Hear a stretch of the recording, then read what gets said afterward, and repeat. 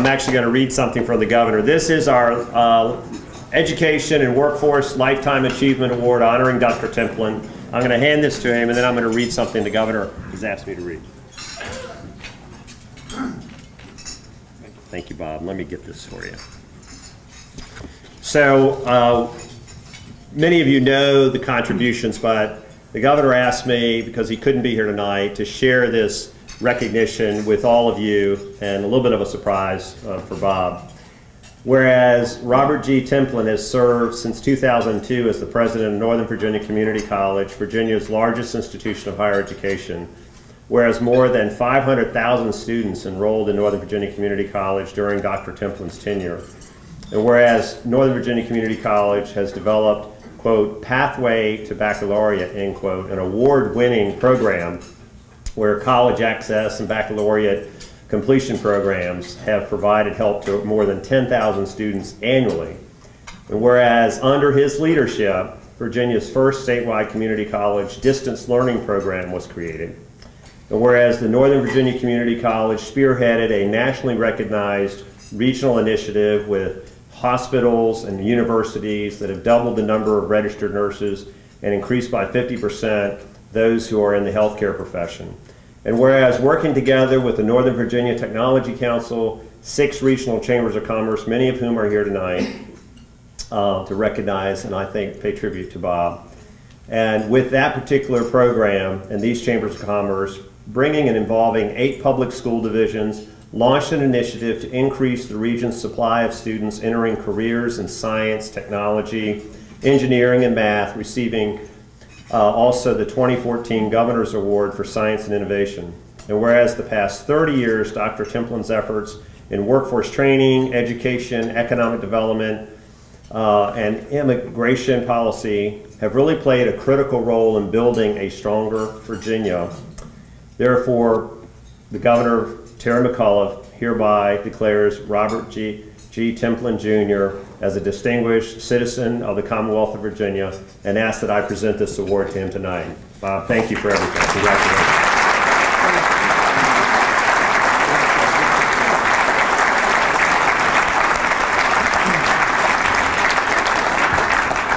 Thank you very much, Barry. Thanks to all of you for being here this evening.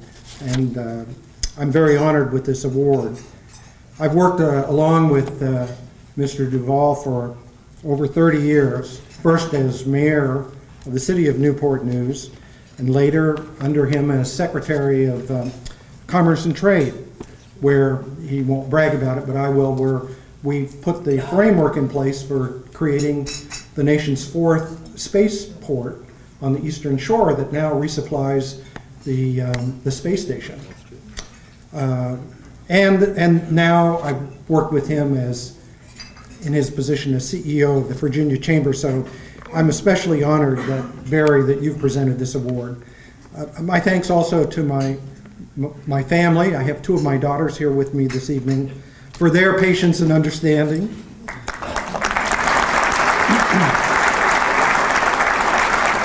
I was away too many nights, actually at events like this, when probably I should have been at home, so thank you for your support.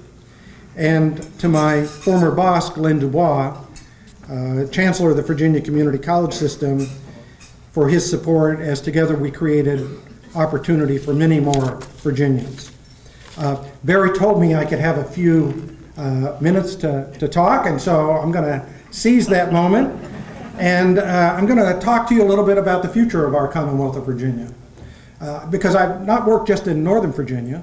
Ben, as you know, I've been down in your part of the world. I've worked in South Side, Southwest, Central, Tidewater, the Peninsula, Central Virginia, as well as Northern Virginia. And we're facing a significant challenge, a challenge that many other states would love to have. But if we don't handle it correctly, if we fumble the ball, we will find ourselves behind the curve and finding it very difficult to catch up.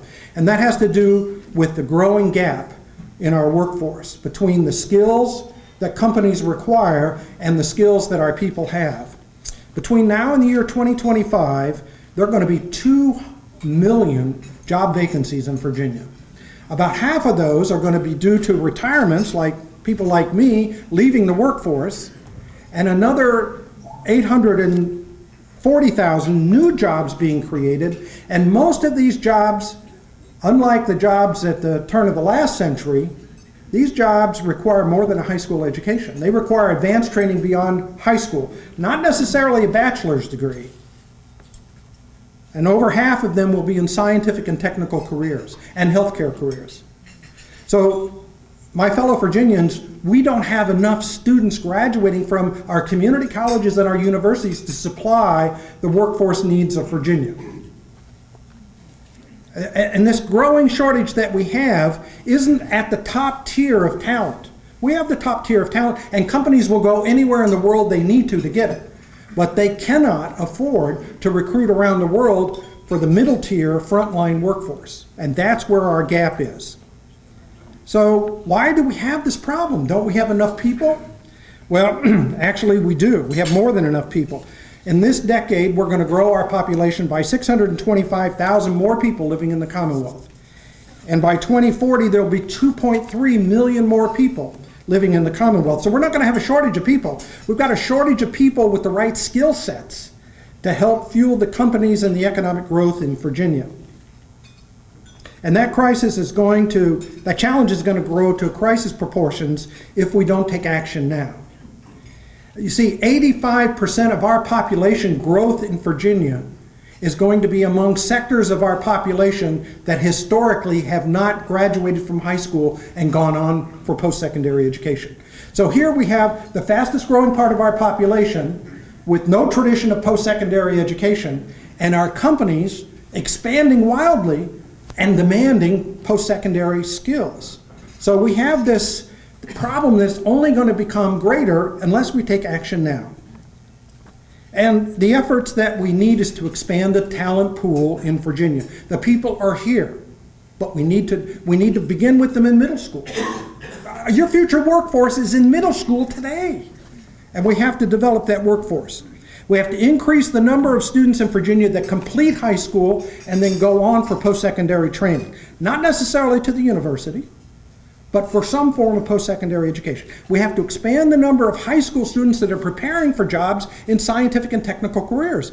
Bobby, you know better than anyone that the majority of jobs being grown in Northern Virginia today are high-wage jobs that demand advanced post-secondary education in information technology, data analytics, cybersecurity, and we don't have the workers. And the same story goes across the Commonwealth of Virginia. We have to expand the tech skills training, not the liberal arts training, the tech skills training of adults and high school students that are here in the Commonwealth of Virginia. Now we know how to do this, and it's outlined in Blueprint Virginia, the plan that the Virginia Chamber of Commerce has put forward. It says, create business-driven, this is where you come in. This is about business-driven. It's not about government-driven. It's not about school-driven. Business-driven regional workforce alliances, like those recommended in Blueprint Virginia, using the community colleges that we already have in our state as the critical fulcrum. Where are these populations that historically haven't gone on to school? Where do we think that they would go to school if they are going to? It's going to be in Virginia's community colleges. So let's use that strategic advantage that we have. Align our secondary and post-secondary programs so that we're preparing people for where the jobs are, not for ancient curricula that are no longer needed. Strengthen that STEM pipeline from middle school through college, and let's use a robust system of work-based learning like Siemens Automotive, where they take apprentices in and make work relevant for students that are still in school. You know, I've been retired from Nova now about 3 months, and I've been doing something that I promised a long time ago that I would do. I've begun reading the biography of Thomas Jefferson by Dumas Malone. I don't know if any of you are familiar with that, but it's like 8 volumes, and so I'm about halfway through. But something that's very peculiar is that when Thomas Jefferson, after the birth of the nation and was in the legislature, he was thinking about the future of the Commonwealth of Virginia. And he wrote something. It was called the Bill for the more general diffusion of knowledge. And here's a piece from a letter that he wrote. He was writing one of his neighbors and said, "Preach, my dear sir, a crusade against ignorance. Establish and improve the law for educating the common people." In another letter, he wrote, "It should be a system of general instruction which shall reach every description of our citizens, all of our citizens, from the richest to the poorest." Now, that was a radical idea back then. And Mr. Speaker, he didn't get it through the General Assembly. They said it would cost too much. And he wrote a friend of his in frustration, and he said, "If a nation expects to be ignorant and free, it expects what never was and never will be." Now, back then, he was proposing a radical idea that all Virginians should get 3 years of education, public education, because he was worried about the survival of a nation and his state, and knew that it depended upon an educated population. Well, the story is the same today. It's no different. The level is different, but the time is gone when it was sufficient for people to get a high school education and that they were going to be prepared as citizens and workers. Those of you that are in the industry, you know that. And so, but our education system, our public school system, is still oriented toward 12 years of education. The time has come for us to reconsider that at least 14 years of education, that is a high school diploma and at least 2 years of post-secondary training, is a minimum for a worker in today's economy. And if Virginia wants to be competitive, it needs to commit itself to that. I'm going to update Jefferson's comment and put it in my own words. If Virginia expects to be competitive, prosperous, and free without significantly investing in the education and training of its workforce, it expects what never was and never will be. Virginia, it's our choice. Will we compete on the basis of high skills or low wages? I venture that we take the choice of high skills. Thank you very much.